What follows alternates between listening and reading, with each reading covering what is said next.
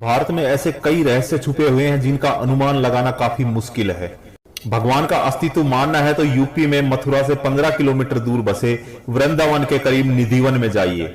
यह अद्भुत वन रहस्यमयी है जिसके बारे में कहा जाता है कि यहाँ आज भी हर रात श्री कृष्ण गोपियों संग रास रचाने के लिए आते हैं। इस वन को शाम होते ही बंद कर दिया जाता है और फिर यहाँ कोई नहीं रहता। नमस्कार दोस्तों, मैं हूं आपका दोस्त एंड होस्ट विनोद और आप देखना शुरू कर चुके हैं लोकल जर्नी यूट्यूब चैनल।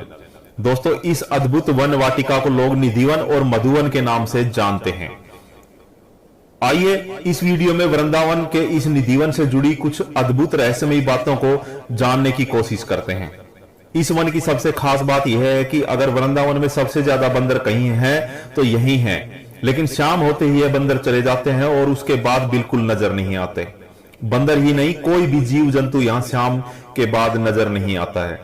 यह बात हैरान करती है कि बंदर ही नहीं बल्कि सारे पशु पक्षी शाम ढलते ही यहां से रोजाना चले जाते हैं और सुबह वापस आ जाते हैं। स्थानीय लोगों का दावा है कि यह सदियों से होता आया है। रात में रुकने की यहां सख्त मनाही है। इस जगह पर रात में रुकने की सख्त मनाही इसलिए है क्योंकि जिसने भी यहां रात को रुकने की कोशिश की वह काल कलवित हुआ है।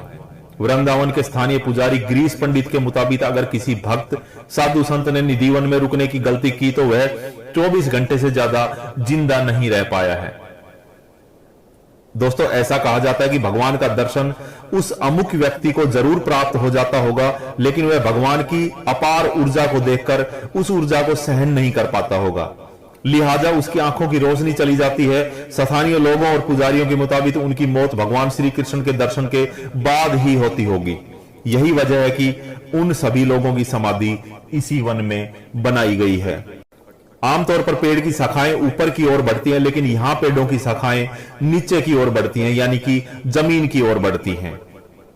ऐसी मान्यता है कि निधिवन की सारी लताएं गोपियां हैं जो एक दूसरे की बाहों में बाहें डाले खड़ी हैं। जब आधी रात में निधिवन में राधा रानी जी बिहारी जी के साथ रास लीला करती है तो ये लताएं गोपियां बन जाती हैं और ऐसा दावा किया जाता है कि जो कोई भी यहां से किसी वृक्ष के पत्ते तक को अगर अपने साथ घर पे ले गया है तो उसके साथ कुछ ना कुछ अहित जरूर होता है। इसलिए लोग यहाँ की पत्तियों को भी ले जाने का परहेज करते हैं। कहते हैं कि वृंदावन शहर को बसाने में निम्बार्क संप्रदाय के स्वामी हरिदास का अहम योगदान था। हरिदास जी संगीत सम्राट तानसेन के गुरु थे।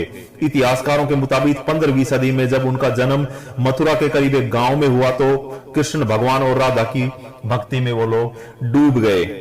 ऐसा कहा जाता है कि भगवान श्री कृष्ण के साथ गोपियों की अलौकिक रास को वह अपनी आंखों से देख पाते थे। स्वामी हरिदास जी की कुटिया वृंदावन के तटीय स्थान में है। यही वो भगवान श्री कृष्ण की आराधना किया करते थे। निधिवन के अंदर स्थित रंग महल, जिसके बारे में मान्यता है कि यहाँ प्रतिदिन रात में राधा और कन्हैया आते हैं। रंग महल में राधा और कन्हैया के लिए रखे गए चंदन के पलंग को शाम 7 बजे से पहले पूरी तरह सजा दिया जाता है। पलंग के बगल में एक छोटा सा लोटा पानी का भर के रख दिया जाता है। राधा रानी के श्रृंगार का सामान और दातुन संग मीठा पान वहां पे रख दिया जाता है। सुबह 5 बजे जब रंग महल का दरवाजा खोलते हैं तो बिस्तर अस्त व्यस्त मिलता है, लोटे का पानी खाली होता है और दातुन जो है वो चबाई हुई मिलती है, पान भी आधा खाया हुआ मिलता है। तो दोस्तों, ये था निधिवन से जुड़ा कुछ रहस्यमयी बातें जो उम्मीद करते हैं आपको पसंद आई होगी। अगर आप लोकल जर्नी परिवार पर पहली बार आए हैं और पहली बार इस चैनल का वीडियो अगर आप देख रहे हैं तो उम्मीद करते हैं आपने सब्सक्राइब जरूर कर लिया होगा और साथ में ऑल नोटिफिकेशन बेल का ऑप्शन भी चालू कर लिया होगा। दोस्तों, इस वीडियो को लाइक और शेयर जरूर करना और इस चैनल पे हमने बहुत सारे वीडियो यहाँ पे अपलोड किए हैं, वो सब वीडियो आप जरूर देखेंगे ऐसी उम्मीद है। मिलते हैं अगले वीडियो में, तब तक के लिए जय श्री कृष्णा।